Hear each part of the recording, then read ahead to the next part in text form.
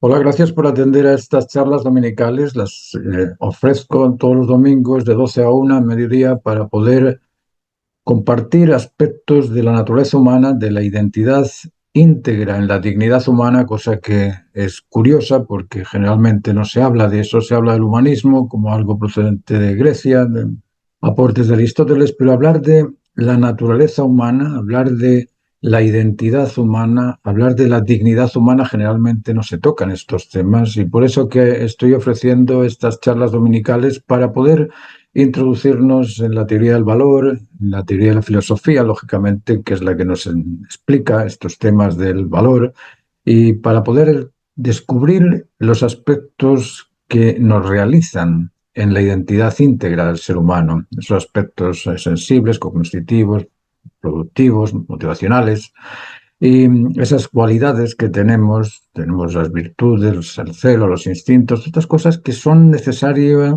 de conocer, comprender y realizarlas, ¿eh? Porque son todas capacidades a ser llenadas. Así es que estas clases son para eso, para poder nutrirnos en estos temas que son de mucho interés y os agradezco vuestra participación. Así es que muchas gracias y espero que esta charla sea de vuestro interés. Del tema de hoy, que es el tema un tanto complicado porque hablar de la estética o de la ética o la moral, porque son aspectos que van interconectados unos con otros, y hablar de la estética es bastante complejo. Y es muy complejo porque, ¿qué es estética? Ya partiendo de la base de cuál es el significado de la estética. El diccionario de la RAE no nos da ninguna definición así clara, pero sí sabemos que la estética es el estudio de aquellas facultades que mejoran los productos. Eso es lo que hace la estética. La estética es el estudio del mejoramiento de la belleza, del mejoramiento de los productos para que sean más atractivos, para que sean más bellos. Ahora, ese tipo de mejoramiento de la calidad, de la comunicación, de la armonía, lógicamente tiene que tener algún tipo de base ética y una base moral también. ¿Por qué? Porque si yo tengo una moral islámica, no voy a poder hacer la Capilla Sistina. ¿Por qué? Porque en el Islam se trabaja la geometría, pero no se trabaja la figura humana. Y si tengo una moral judaica o hebraica, tampoco voy a poder hacer lo que hicieron los cristianos. ¿Por qué? Porque el hebraísmo se basa en la Torá y en la Torá no vas a ver nunca ninguna figura. Ahora, si soy cristiano, sí, si soy cristiano puedo hacer Capilla Sistina, puedo hacer de todo.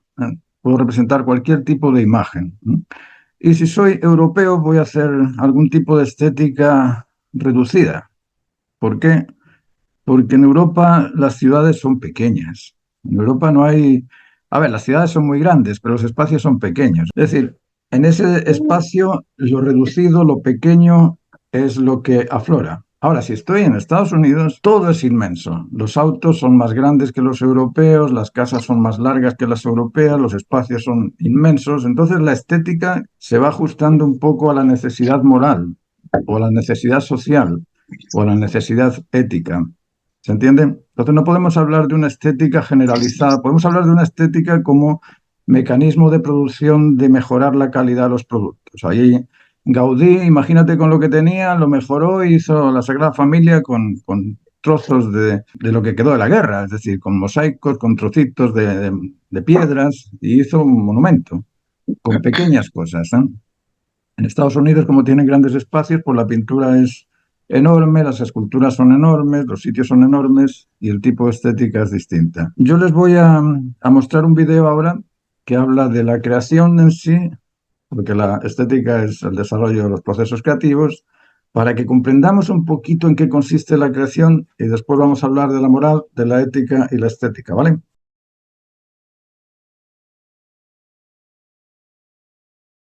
Debemos saber qué es lo que origina la creación. ¿Qué es lo que estimula e impulsa a la necesidad? A la necesidad lo que la impulsa es la satisfacción. La expectación a ser satisfecha es lo que impulsa a la necesidad. Todo acto se debe a la razón que lo justifica necesario, por lo tanto, la razón que justifica un acto es su verdad y esa verdad es la justificación de la necesidad del acto. ¿Qué es lo que estimula el interés por conocer? Lo que estimula el interés por conocer es la expectación al convencimiento. esa expectación a descubrir la máxima razón justa. Eso es lo que estimula al interés por conocer. Todo acto se debe a la razón que lo justifica necesario.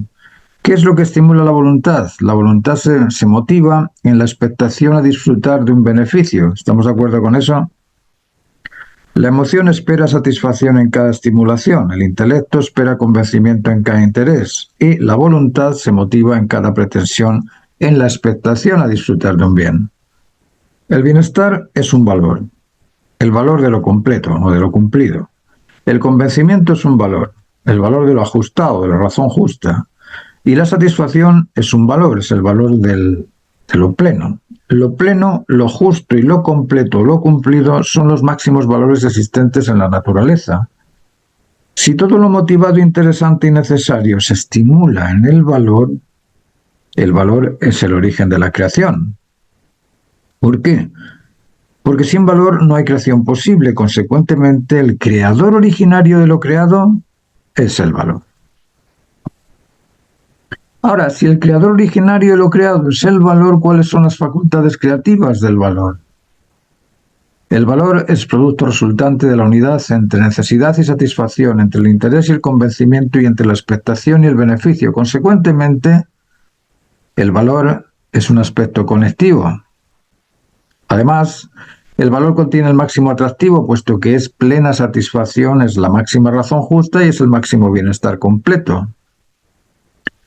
Conectividad exige a dos. La dualidad complementaria para cumplirse o completarse busca y persigue lo pleno, lo justo y lo completo en su atractivo emocional, en su atractivo intelectual, en su atractivo motivante. Consecuentemente, el valor contiene la unidad conectiva mediante la dualidad atractivo vinculante en la trinidad emocional, intelectiva y motivante. El valor es un ser. El valor es un establecimiento y para establecerse es. El valor es una entidad, el valor es. Ser humano es otra cosa. El ser humano es un contenedor de valor. Valor es la cualidad contenida en el objeto que satisface al sujeto que lo aprecia. El ser humano dispone de la personalidad receptora del valor, con la propiedad de apreciarlo, reconocerlo y disfrutarlo. Al disfrutarlo completamente, al reconocer la justa razón de su existir y al satisfacerse plenamente, adquiere la cualidad, adquiere la certificación ajustada y adquiere el máximo bienestar consecutivos con el máximo valor absoluto. En ese estado de establecimiento se realiza válido y concordante, correlativo y coincidente con el valor originario.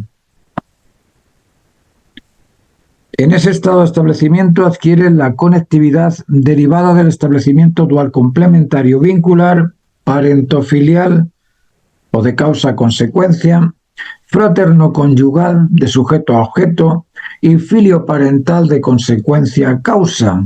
Es decir, el valor espera a su complemento. ¿Y el complemento del valor cuál es? El ser humano, la especie humana, la naturaleza humana, la personalidad humana. ¿Qué especie existente conocida puede reconocer el valor? ¿Comprendéis ahora la importancia de la filosofía del arte? Valor es unidad dual trinitaria. Es la extensión entre la necesidad y la satisfacción, entre el interés y el convencimiento justo, y es la unidad entre la expectación y el disfrute del beneficio. El cosmos es el objeto de la máxima necesidad, es el objeto de la máxima razón justa y es el objeto del máximo deber cumplido.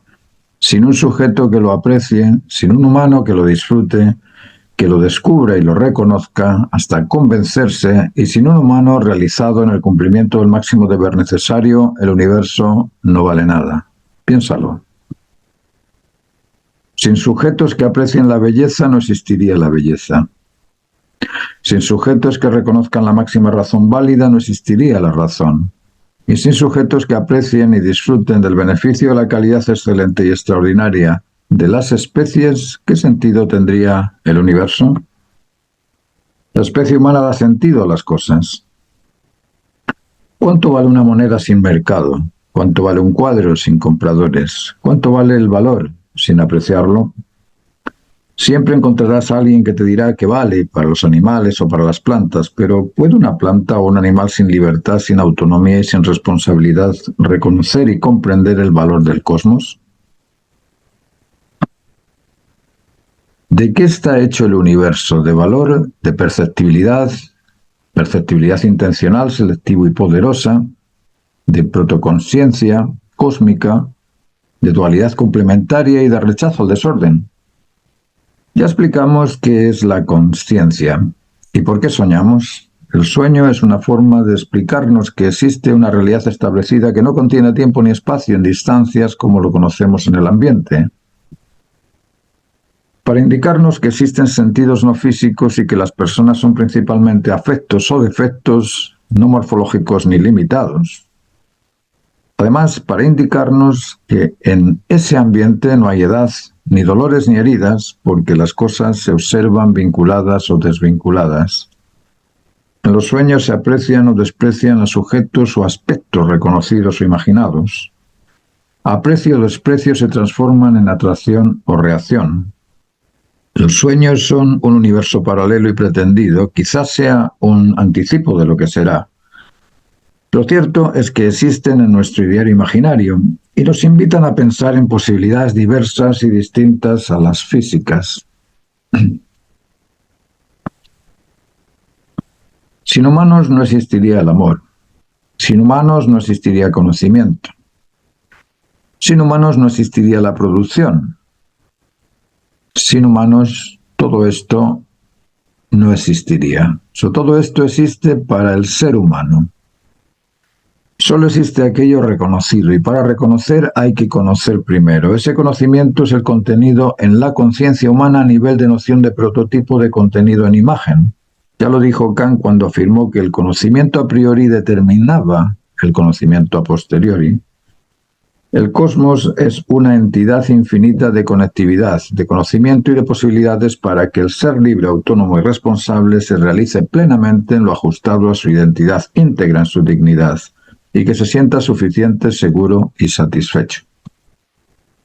Por eso decimos que el arte es la actividad emocional de crear y de apreciar belleza, y belleza en el grado máximo de calidad, comunicación y armonía. El arte y el artista son los responsables de restituir los errores del pasado y transformar la creación en consecuente con el ordenamiento de la máxima ordenanza. El intelecto es la capacidad humana que reconoce el juicio justo. El cosmos es una cantidad de información y esa información se debe a la razón que lo justifica necesario. Todo acto se debe a la razón que lo declara y justifica necesario y esa necesidad es el porqué y el para qué del qué o del acto. No existe verdad superior a la razón de ser del acto, puesto que toda necesidad se satisface en el cumplimiento completo del deber ser necesario. Consecuentemente, la inteligencia únicamente puede reconocer la razón que justifica el acto, de donde se deduce que no existe inteligencia superior a aquella que reconoce la razón de ser del objeto. La inteligencia no es la cantidad de conocimiento, eso es memoria. La inteligencia es el operativo necesario para descubrir y reconocer cuál es la razón que se justifica verdadera. Para reconocer se precisa libertad y evaluación apreciativa. Cantidad de conocimiento almacenado en las diversas memorias pueden superar a la memoria humana, pero eso no es inteligencia. La inteligencia es un tribunal donde se evalúan cualidades y posibilidades, se analizan, se discierne e induce o deduce una sentencia o razón. La inteligencia no es una biblioteca, es la capacidad de reconocer. Y para reconocer es necesario disponer del conocimiento a priori, o de la noción de prototipo. Y no hay noción superior a la del universo. Memoria es un receptor absorbente de información capaz de retener y recordar conocimiento existente. La memoria no está en un lugar específico, no ocupa espacio, pero es. Es, pero no está. Recibe información o conocimiento y entrega recuerdos imaginarios, conocimientos o sentimientos. Se compone de entrada de datos y de salida de datos. Almacenamiento emocional sensible, almacenamiento cognoscitivo inteligible y de almacenamiento de imagen o experiencia. La memoria es un procesador de dar y recibir información ligada con la conciencia, como las neuronas ligan al cerebro con el cerebelo. La conciencia analiza, compara y discierne entre lo importante y lo urgente, entre calidad y cantidad, y en base al juicio justo para la conciencia. De esa manera determina la alternativa válida. Con la colaboración de la lógica o de sentencias resultantes de evidencias previas, de esta manera la inteligencia analiza y compara propósitos y finalidades, justificaciones y necesidades, diferencias y semejanzas. Existen juicios de hecho y juicios de valor. La conciencia del ideal común, del sentido común y del bien común es la conciencia o la protoconsciencia cósmica o la conciencia original del ser humano. En la memoria se evalúan mediante la credulidad y la duda, y la lógica se evalúa el discernimiento entre una cosa y otra, se diferencian entre una cosa y otra basándolos en nuestra conciencia original sumada a la conciencia adquirida en nuestras experiencias particulares, y se emite una sentencia, y esa sentencia es el juicio emitido por el sujeto. Hay quienes creen que la vida es disfrutar del día a día sin indagar en el conocimiento de su razón de ser, y hay quienes se preocupan de buscar su razón de ser. Esos son los filósofos, y sus conclusiones son lo que denominamos filosofía. Vivir por vivir no es suficiente. La satisfacción, la seguridad y la realización suficiente nos establecen sin un camino, sin una dirección, sin una razón de ser. Estar feliz no es ser feliz. Estar es momentáneo, ser es una condición establecida. Ser implica identidad, integridad y dignidad. Estar es ocupar un lugar en un determinado momento. Ser feliz sin realizarse o cumplirse en el deber ser natural es sentirse insuficiente. Ser feliz sin conectarse en la integridad de la dignidad de la identidad humana es sentirse inseguro. Ser feliz sin sentirse pleno en el establecimiento de la máxima necesidad humana es sentirse insatisfecho. Cuando se habla de la felicidad, del amor, de la realización, se debe pensar en grande. Moral, ética y estética. Moral es la suma de normativas de comportamiento y de convencimiento que establecen una identidad íntegra en su dignidad. Ética es el ejercicio de control y dominio de la posición y de las virtudes, el celo y los instintos, que permite una convivencia sana, justa, equitativa y decente. Estética es el proceso de realización y cumplimiento del máximo deber válido para todo. La moral persigue la armonía, la ética persigue la equidad y la estética persigue la calidad.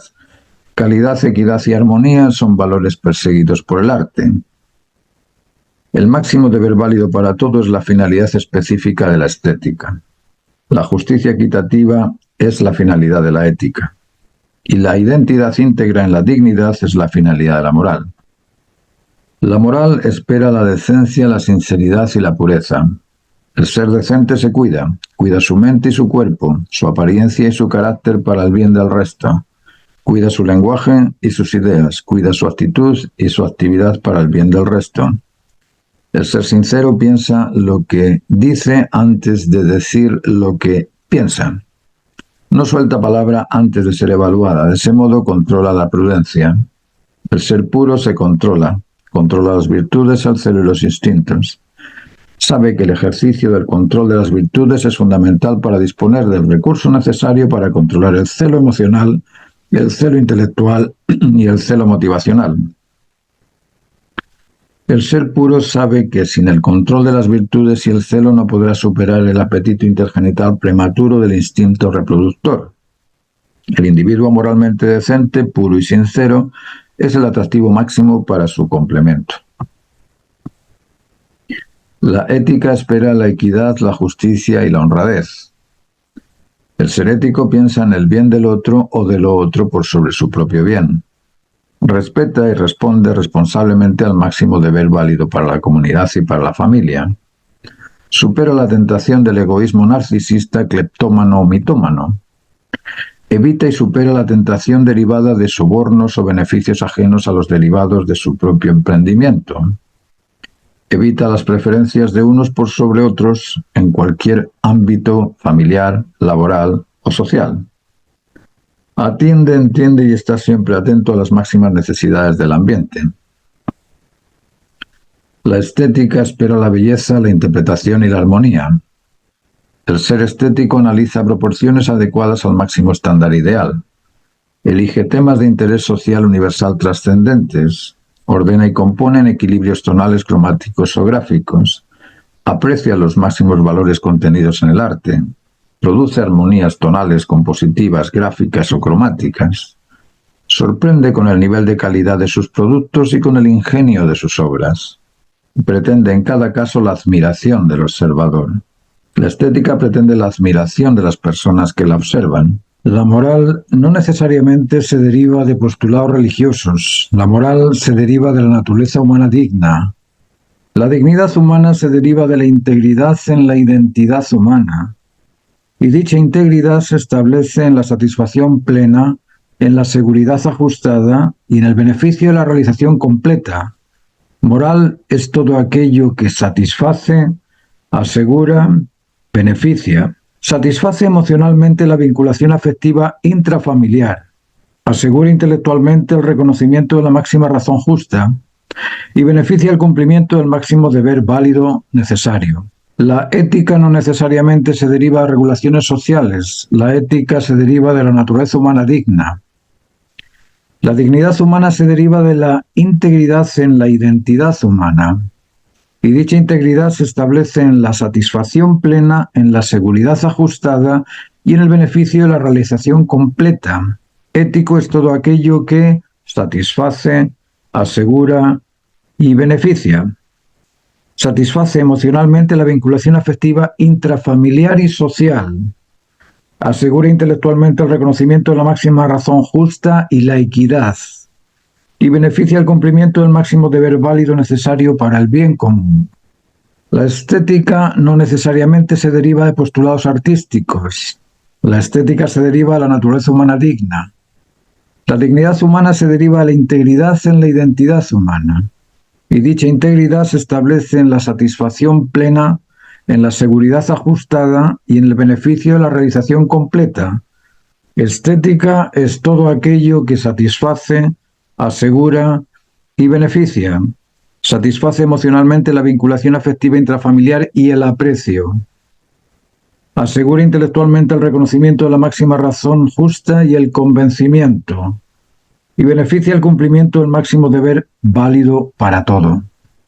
El dato mata al relato. En ocasiones el relato de los significados de la moral, ética y estética se entrelazan transversalmente y se confunden unos con otros. En esos casos es necesario echar mano del dato. ¿Qué espera la conducta moral del individuo? Ante todo, la salud mental y física. La salud física la conocemos todos, pero la salud mental se deriva de la identidad íntegra en su dignidad. Aquí la RAE nos llena de adjetivos que intencionan explicar algo, explican que la dignidad del ser humano es realizarse humano, de donde se deduce que la moral natural humana pretende la realización completa del ser íntegro en su identidad. ¿Qué se espera de la ética? La equidad, la sinceridad, la honestidad, la honradez. ¿Qué se espera de la estética? La calidad, los objetos excelentes, admirables, extraordinarios. No es necesario llenar páginas de papel para comprender que estos fundamentos esenciales del comportamiento, del convencimiento y de la convivencia. La razón que justifica las cosas es únicamente una, pero cuando se desconoce esa razón, las posibilidades de desacierto son infinitas. Esa es la razón por la cual los filósofos han emitido tantas ideas sobre la identidad e integridad humana. La posibilidad de acierto es únicamente una, pero las posibilidades de errar son múltiples. Unos filósofos creían que el universo era agua, tales de Mileto, y tenían ciertas razones. El porcentaje de agua en las plantas y en los animales es muy alto. Eratóstenes descubrió la redondez de la Tierra y eso contraponía la postura del agua porque se caería. Anasímedes contradecía estas ideas y pensaba que era el aire el que originaba el cosmos. Y Anaximandro pensaba que debía existir algo no físico, el infinito, o ese fue su argumento, pero ninguno de estos nos satisfacen hoy en día. Cada uno tiene sus ideas particulares sobre cómo ser feliz o sobre cómo realizarse. Pero la única idea que se ajusta a esta realidad, la verdadera razón, es la del por y del para del qué. Y esa proviene de la naturaleza de la creación del genoma, de la necesidad que justifica la razón del existir, la que declara suficiente, seguro y satisfecho al ser humano. ¿A quién podemos preguntar por esa razón? Al ser humano. La naturaleza del humano existe contenida en su propia causa. Eso lo dijo Baruch Spinoza.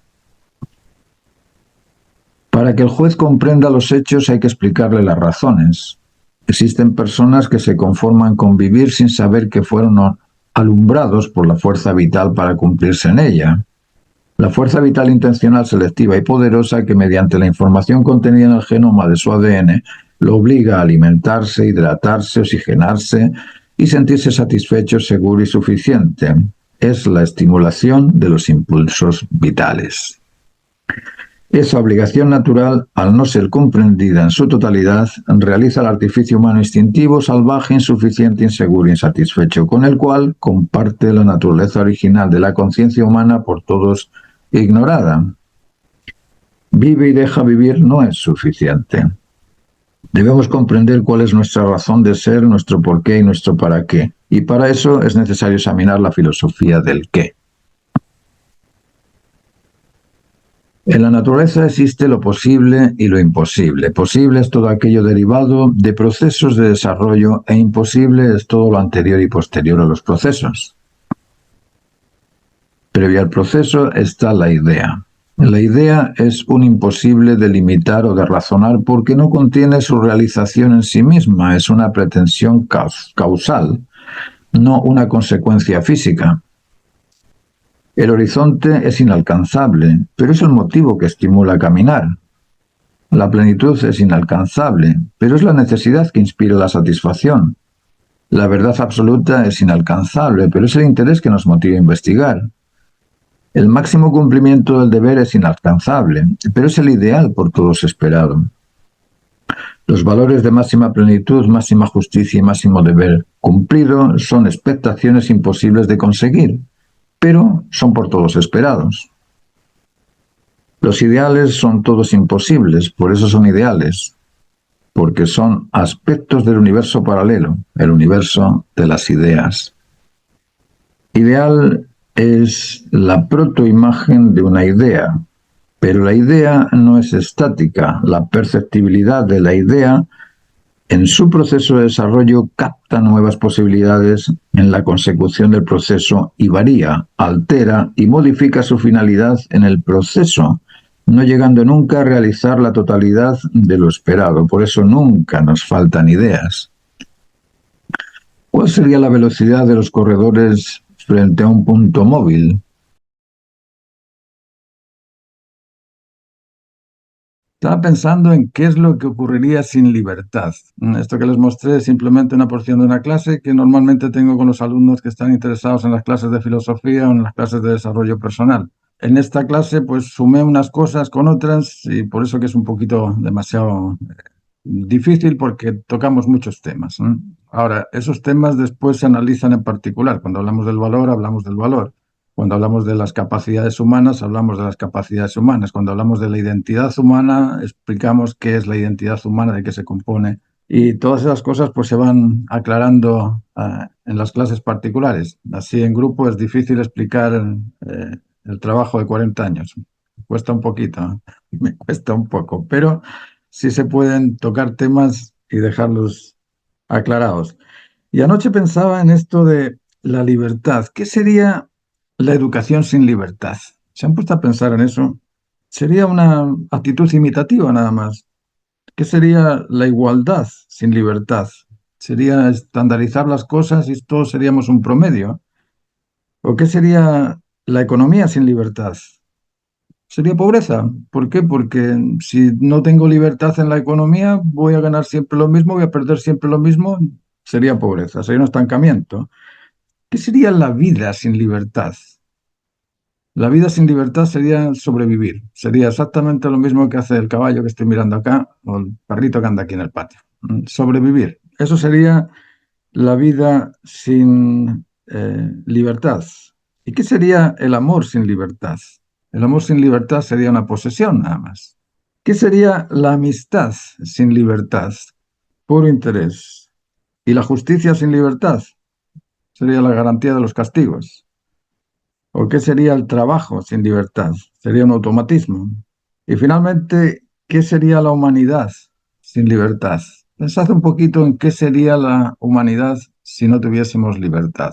Seríamos meros salvajes, absolutamente salvajes. ¿M? ¿Por qué? Porque la libertad es la capacidad que tenemos de captar por lo necesario en base a una conciencia humana. Y esa conciencia es la que nos dice eso está bien, eso está mal, y gracias a que tenemos la libertad de optar por aquello que la conciencia nos dice, podemos controlarnos, podemos hacernos dueños de nuestro comportamiento, convencimiento, convivencia, pero si no tuviésemos libertad no, no podríamos existir. Claro, para comprender todas estas cosas, si os fijáis, hay que pensar en grande. Lo que visteis en la charla es un pensamiento macro, pero tenemos que acostumbrarnos a pensar en trino. Sabemos que la naturaleza es una unidad dual trinitaria.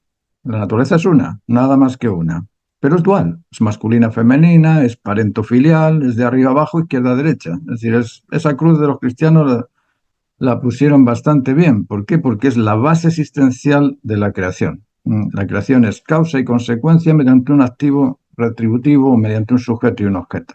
Luego, la naturaleza es una, pero es dual, masculino, femenino, catión y anión, estambre y pistilo, todas estas cosas duales que hacen que se complementen unas con otras y es trina. Es trina, ¿por qué? Porque es sensitiva, cognitiva y productiva. Nosotros tenemos emoción, tenemos intelecto, tenemos voluntad. Esas son las tres capacidades fundamentales del ser humano, independiente de otras muchas que tenemos, pero esas tres son las que nos permiten hacer. Yo cuando quiero hacer algo, ¿qué es lo que hago? Sentir la necesidad de hacerlo.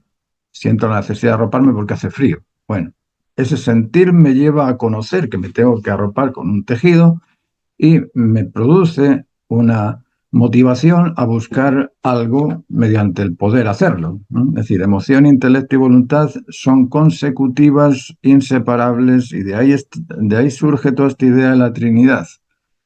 Y existen distintas Trinidades. Tenemos la Trinidad de los instintos, tenemos la Trinidad de las virtudes, imprudencia, firmeza, templanza, los instintos de protección, conservación y reproducción, y la Trinidad del celo emocional, intelectual y conductual. Y todo esto nos permite crear.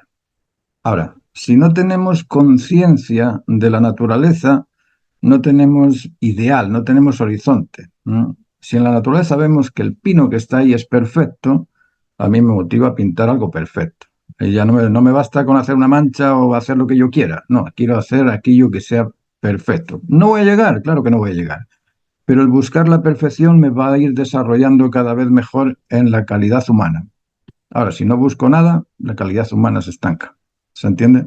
Es muy importante el ejercer el control de uno mismo. Uno es en la medida que te posees o que te controlas o que te ajustas a las cosas. Es decir, la disciplina es fundamental en el desarrollo del arte. Si no hay disciplina, te quedas en lo que estás haciendo hoy, ¿no? Yo he conocido pintores realistas, hiperrealistas, que han pintado muy bien a los 12 años y a los 21 pintaban igual que a los 12 y a los 81 pintaban igual que a los 12. Es decir, no han mejorado en nada. ¿Por qué? Por el estancamiento, por no tener esa visión de mejorar en la calidad humana. ¿Cómo veis ese estancamiento de la calidad? No poder desarrollarse en la calidad, porque hay varios aspectos. Está la arrogancia, la soberbia, el egoísmo. Hay un montón de aspectos que nos impiden desarrollarnos. ¿Qué aspectos veis por ahí? Sí, Porque generalmente yo, se echan la culpa a la falta de posibilidades o la falta de decir, yo es que estoy en este ambiente y este ambiente no me permite ser. ¿Qué tipo de ambiente es el que no nos permitiría ser? pero fíjate una cosa, los animales están en su hábitat armónico y no se desvían nunca. Y el ser humano es el único que tiene la posibilidad de cambiar su vida. Y el 97% lo que hacen es embrutecer su vida, dejarla peor de lo que podría estar. Ujú. Entonces sí que hace falta el conocimiento, el enfocarse en todo lo que tú estás diciendo, Así es. porque lo natural del ser humano es liarlo todo. Así es. Fíjate que yo me encuentro con un dilema todos los días. Se te oye muy bajo, Joy, se te oye muy bajo. como tenemos la posibilidad de crear nuestra vida, entonces no hay mucha gente que sepa cómo crear su vida, porque Claro, la mayoría tienen un paradigma desde que antes de nacer hasta ahora, todo lo que se ha ido metiendo en su subconsciente, que es los problemas que han tenido sus padres, todo eso se ha metido dentro del subconsciente. mm, Entonces, no hay nadie que sepa dominar ese subconsciente y cuando quiere hacer algo, hacer eso, porque el subconsciente es como un programa que le dice, no, no está bien que hagas eso, porque entonces estás haciendo algo nuevo, algo diferente a lo que tú, la seguridad para ti es esta. Y entonces te lleva a ejecutar un programa que no es bueno, no es claro, lo correcto. así es. Yo en la experiencia docente tengo un punto que creo que es importante. Yo me encuentro con distintos tipos de personalidades, distintos tipos de caracteres. Y cuando empiezo las clases, todos están muy motivados, todos están, wow, qué bien, wow, bla, bla, bla. Las clases son estupendas, bla, bla, bla, bla, bla, bla. Pero cuando llegamos al punto de corregir, algo frena a la persona. Como que esa actitud de corregir no entra dentro de la educación, cuando es la base de la educación. Yo para educar a mi hijo le he tenido que corregir un montón de veces, no metas el dedo en el enchufe que te va a dar un shock. Oye, no comas eso porque eso te va no hagas esto. Ese corregir es la base de la educación. Pero nos hemos acostumbrado en estos últimos 50 años a ser iguales al profesor, a perder esa confianza en que me puede dirigir y me puede hacer algo mejor y a polemizar nada más. Entonces me encuentro con gente que difícilmente asumen la tarea de corregir hábitos de comportamiento, hábitos de convencimiento, hábitos de conducta, y que cuando les dices algo, ¡puf!, se sonó la chispa y ya no me toques ese aspecto. Entonces es muy difícil educar cuando el alumno no asume el correctivo. Muy difícil. Y yo creo que eso es lo que hace también que el arte sea una especie de marginación. De me meto en mi taller, en mi estudio, ahí en la esquina, hago lo que quiero y mientras haga lo que quiero estoy contento conmigo mismo y feliz. Pero cuando te enfrentas al mercado y te llega Janine, que te dice, para hacer una exposición en mi galería tienes que tener calidad. Y, "Ay, ¿qué es eso?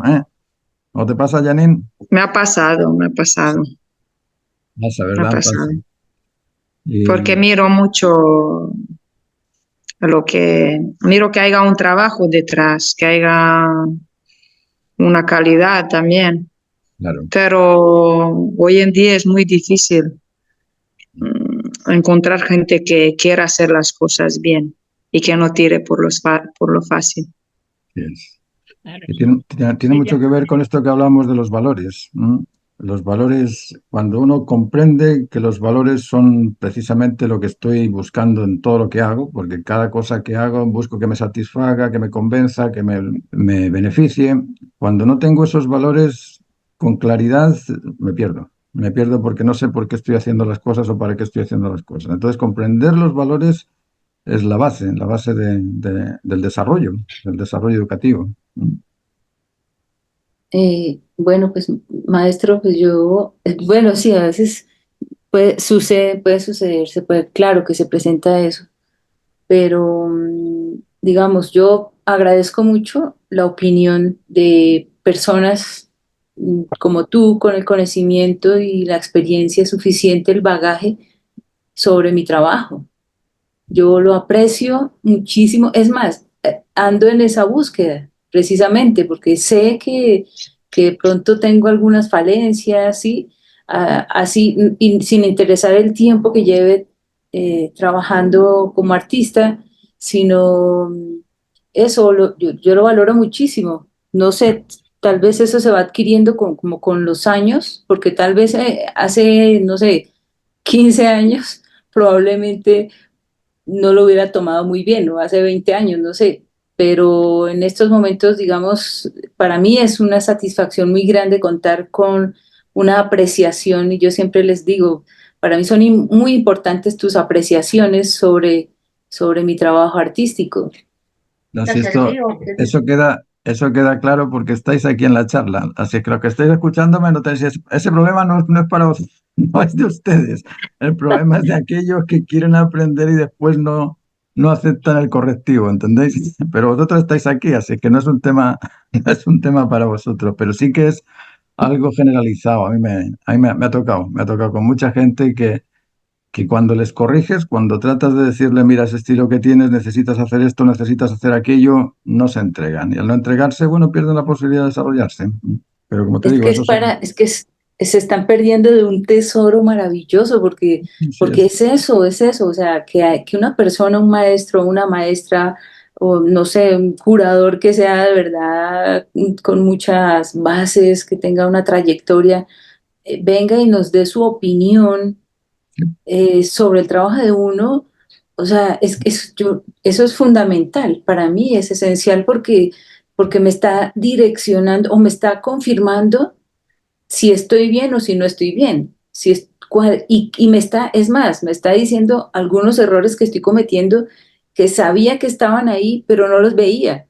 Entonces, ¿cómo no voy a apreciar eso? Es un tesoro para mí, es maravilloso además. Pero sí, depende, yo pienso también culturalmente, depende de la educación que tenga la persona, depende de la edad, muchas veces, sí. Un adolescente pues no toma una corrección de la misma manera, probablemente, ¿no? Tendría que tener, claro, porque para mí eso es sabiduría, ¿sí? Tendría que tener claro. mucha sabiduría para más bien tomarlo como vitamina, como es eso, básicamente lo Fijas- que yo pienso. Claro, fijaos en una cosa bien curiosa. Yo tengo una hija que es abogada y me tocó hacer la cuestión de la Constitución, tenía que aprendérsela y bueno, ya ahí leyendo con ella. Artículo 21, debe tal, tal, tal, y de ahí tienes derecho a tal, tal, tal. Artículo 22, debes tal, tal, tal. Tengo un hijo también que, bueno, es médico, y con él los músculos son estos, son aquellos, precisión, precisión, precisión. Pero en el arte resulta que hay signos sin ningún significado. Hablas de qué es el arte, nadie sabe, nadie tiene ninguna definición de qué es el arte. ¿Qué es belleza? Nadie sabe qué es belleza. ¿Qué es crear? Nadie sabe. ¿Qué es apreciar? Nadie sabe. Y te metes en el diccionario a buscar los significados y te vuelves loco, porque la cantidad de abstracciones que hay ahí es infinita. A eso me refiero, que cuesta un poco el poner el arte en su sitio. Fijaos que el arte, art, es una palabra que significa lo más grande, lo más alto, por eso el ártico, y art es una condición aplicada. Art es la condición y te es la aplicación. Amar es la condición, amarte a ti es la aplicación. Es decir, el significado del arte lleva ahí 6.000 años, ¿eh? Pero lo divagamos, lo hacemos a nuestro antojo, lo decimos a nuestro antojo, educamos a nuestro antojo y eso es lo que hace que de alguna forma no podamos desarrollarnos en el arte, porque no tenemos el aspecto concreto que tiene un abogado o que tiene un médico o que tiene un ingeniero. Ellos tienen significados de los que participan todos y no los entienden y pueden desarrollarse en ellos. Pero nosotros en el arte estamos un poquito al antojo de ver qué pasa. Y, y eso es algo que hay que cambiar. De alguna forma tenemos que ir dándole vuelta, igual que le dieron vuelta los egiptos a los persas, o le dieron vuelta los griegos a los egiptos, o le dieron vuelta a los romanos a los griegos, y le dieron vuelta al Renacimiento, a toda la Edad Media. Es decir, necesitamos renacer de nuevo los valores del arte que son constantes, siempre han estado ahí. El valor temático, compositivo, gráfico, tonal, cromático, de oficio y de armonía han estado ahí siempre, siempre, desde el primer punto. Pero se han perdido en cuanto a la definición. Cuando hablamos de la estética, si os fijáis, ha habido tantas modalidades de la estética. Ahora que estaba pensando en esto de los persas, en toda la parte de Persia había un tipo de manifestación estética. Después los griegos tienen otro tipo de manifestación estética también. Y van ajustándose a las necesidades del ideal. Por eso hay que pensar en grande. Uno dice, ¿por qué los egipcios tenían ese tipo de estética? Porque no podías poner a gente cara a cara. Eso solamente lo podía hacer el faraón. El resto tenía que mirar o agacharse, el resto es otra cosa. ¿Por qué los griegos tenían el dios Pitar, el Zeus? el Zeus como el líder más grande. ¿Por qué hacían las estatuas muy grandes los griegos? Muchas de las estatuas han perdido, pero eran gigantes. Y de ahí, de ese hacer las cosas tan grandes, llega Policleto y dice, no, aquí hay que hacerla en proporción humana. Entonces aquí tenemos que hacerlo con las 7 cabezas y media, con las 8 cabezas. Y eso va en pro del pensamiento humanista de Grecia. Después los romanos, como tenían a los dioses que eran los que lanzaban la jabalina más lejos o los que vencían en la lucha, bueno, tenemos que hacer aquí a un arte humano. Y el Diáuspitar del Oriente, el Zeus de Grecia, aquí se va a transformar en Dios. Es la misma palabra, con significados distintos, pero va cambiando acorde con el criterio social del momento, del lugar. Y de ahí tenemos después el movimiento de los renacentistas, que fueron los que se basaron en la estética griega y volvieron de nuevo al humanismo. Pero fijaos, esto del humanismo es bien curioso. Si os metéis en el Dios Google, buscar significado de humanismo. A ver si se explica la integridad digna de la identidad humana. Eso podéis verlo ahí en Wikipedia, en los diccionarios. Yo no encuentro ninguna definición de lo que es humanismo. Te dicen que humanismo es algo que Aristóteles publicitó allá en Grecia. El humanismo es una tendencia filosófica, pero no te explican cuál es la identidad íntegra del ser humano. En ningún sitio te dicen que el ser humano es un ser incondicional, que ejerce el control y dominio de las virtudes, el celo y los instintos y que se debe a las normas de comportamiento, convencimiento y convivencia. Se acabó. Ahí tenéis al ser humano normal. Si comprendéis eso que os digo, eso es la humanidad, eso es el humanismo, ese es el sentido del hacerte humano. Si tenéis a alguien así, que atienda, entienda y esté atento a las necesidades máximas, de esa manera es incondicional. Si tienes a alguien en control de las virtudes de la prudencia, firmeza y templanza, ideal.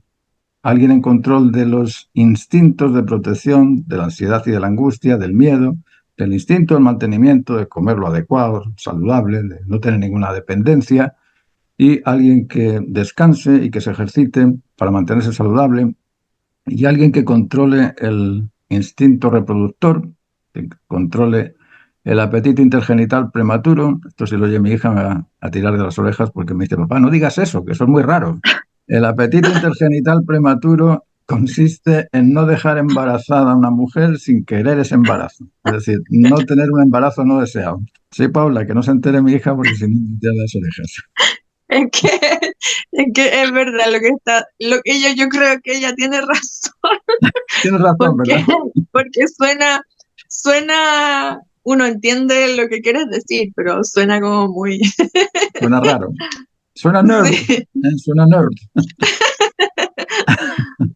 Curiosamente suena raro, pero es la verdad absoluta. Entonces, si le dais marcha atrás a la grabación y analizáis esto que os digo, veréis que eso sería el humanismo, o eso es a lo que llamamos humanismo. Que cada sociedad lo ha aplicado de una manera distinta y de ahí han surgido estas estéticas, como os decía, estéticas ya sean egipcias, griegas, romanas, góticas, renacentistas, clásicas o contemporáneas. Hoy, como no tenemos ese tipo de regulaciones, pues tenemos los dos extremos. Tenemos extremos de personas que tienen mucha calidad humana y mucha calidad en sus productos y tenemos gente que no tiene ningún tipo de calidad porque no existe una ideología común, compartida. Cuéntame, Janine, No, que has estado apuntando muchas cosas. Cuéntame. me gusta mucho el saber sobre el orden y tener la disciplina, estas cosas que creo que mucha gente no lo sabe en la educación, también en la persona, cuando, ¿no? Como dice usted, que el orden hace que el ser también se sienta cumplido de alguna manera, ¿no? Cuando hay un orden de las cosas, hay una satisfacción del humano como que ha hecho su deber, pero claro, cuando haces las cosas bien te sientes motivado que cuando las haces mal, ¿no? Pero supongo que muchas personas también piensan en que la educación hace parte de lo que tú has vivido en tu casa, ¿no? Hace parte hasta cierto punto, pero tú el humano tiene la capacidad, ¿no? También de evolucionar, de cambiar, de, como en la obra esta que he hecho yo de aquí, de tener control sobre todo, sobre los pensamientos, sobre las actividades que uno quiere hacer, tener la confianza de que las va a hacer bien, a pesar de las dificultades que hay en el camino, el superarse, ¿no? Pero la educación es que sí que ayuda, pero me refiero más a la de los padres, ¿no? Claro. Si hay un ejemplo bueno, habrán buenos ejemplos. Si hay un ejemplo malo, habrán malos ejemplos, pero la decisión la tiene a un cierto punto, ¿no? La tiene el individuo, el adulto. Así es, uno tiene que ser el dueño de su persona y en ese ser el dueño de tu persona, lógicamente tienes que tener algún libreto, tienes que saber cómo ser dueño de tu persona. Si no tienes ese libreto, es muy difícil. Por eso que el Islam tiene el suyo, los judíos tienen la Torá, los cristianos tienen la Biblia, cada uno tiene su libreto. Ahora, ese libreto, cuando no coincide con la identidad íntegra de la dignidad humana, no sirve de mucho. Sirve, Ya. pero no sirve de mucho. ¿Por qué? Porque no te va a realizar en tu identidad íntegra. Y por eso que es tan importante tener un pensamiento grande, porque la naturaleza no es chica, la naturaleza es inmensa. Entonces, cuando empiezas a pensar en grande, te haces la idea del sentido común. Pero si no tienes ese tipo de pensamiento amplio, no vas a tener nunca el sentido común. Esto que os decía eh, si uno no piensa en la estética islámica, judaica y cristiana, o en la estética europea y americana, o en la estética africana y japonesa, pues no tienes idea de estética. Vas a tener una idea de la estética de tu casa, de tu barrio, del lugar en el que estás, pero no vas a tener la amplitud estética que necesitas para tener sentido común de la estética. ¿Se entiende? Entonces, lo mismo pasa con la naturaleza humana. Si nos fijamos en cómo es mi vecino, pues decir, mi vecino es gordo, todos los humanos tienen que ser gordos porque mi vecino es gordo. No, tienes que buscar las cosas que son comunes entre todos y hacerte una idea de lo general. Y eso cuesta a veces porque nos reducimos al pensamiento crítico, pequeño, y eso a la larga no nos permite madurar en el desarrollo de la calidad humana, me refiero. Le quería dar las gracias Ok, por ser parte de mi camino. Gracias a ti por haberme escuchado tanto tiempo, por aguantarme. No, siempre se aprende algo si uno está dispuesto. Eso es lo importante. En la educación tenemos esos tres fundamentos que os decía, de la similitud, el tiempo y los valores. Y en esa similitud entre docente y aprendiz, el aprendiz tiene que tener interés y el docente tiene que tener interés. Si se pierde el interés, no se educa. Y si el aprendiz no se corrige, no se educa. Eso es fundamental, como os digo. La similitud, la entrega Sí, y el conocimiento. ¿Sí? Dime. sí, que bien, lo que tú estás diciendo es eso, trino, así como tú lo estás nombrando. Sí, Y tener uno la disposición y lo que dijo también Janina, por supuesto, de acuerdo total, porque tiene uno que también tener un autodominio, ¿no? Saber manejar las emociones, porque pues uno como artista tiene que tener la mejor disposición para estar creando, trabajando realizando su trabajo artístico. Pues bueno, la verdad es una mentalidad de pobreza, pensar, echarle uno la culpa al entorno, a todas las partes externas de uno, exteriores, porque realmente, precisamente, está uno con todas esas capacidades que pues que gracias a Dios tenemos y pues ese autodominio nos permite estar todo el tiempo dispuestos, ¿no? Como modo, o como digo yo, modo aprendizaje, porque eso es lo que uno está haciendo, ¿no? Y receptivo también a las críticas, pues en este caso artísticas, pero en general, ¿no? claro. Esa disposición para mejorar, si alguien nos está llamando la atención es para mejorar, ¿no? Así es. Eso es fundamental para aprender. y también el rebelarse frente a aquellas cosas que te atan. Tienes que tener la experiencia de ampliarte y salirte de aquello que te reduce para poder desarrollar la calidad mental también, porque si no uno se queda pegado a costumbres y esas costumbres en ocasiones no nos permiten crecer. Me ayudas a tomar una decisión que tenía que tomar. Y la venía pensando y Mauricio, prácticamente la tengo ya tomada, pero me lo estás confirmando. Y bueno, muchísimas gracias de verdad. Bueno, ¿alguna pregunta más? ¿O lo dejamos ya hasta acá? Es la una. Yo os doy las gracias por participar y, como os digo, estos son trozos de las clases que hago del curso de desarrollo personal o de la filosofía del arte. Así es que el próximo domingo vamos a hacer otra también porque, como digo, me interesa que se vaya abriendo la necesidad de la filosofía del arte, que vayan poco a poco interesándose por algo que es sumamente importante. Yo creo que es muy importante, ¿no? Pero que nos centramos ahí en el manejo del pincel y nos olvidamos un poco de que el pincel se mueve por ideas y las ideas son las que mueven el pincel. Así que las ideas son más importantes que el pincel. Bueno, les dejo entonces. Muchas gracias. Nos vemos ahí el próximo domingo. Gracias, Martín. Nos vemos en las clases también. Chao, Martín. Chao, Un chao. abrazo. Chao. Chao, Muchísimas Paula. gracias. Chao, Chao. gracias a todos. Chao a Gracias. todos. Gracias. Chao, buen Gracias. día, buen día.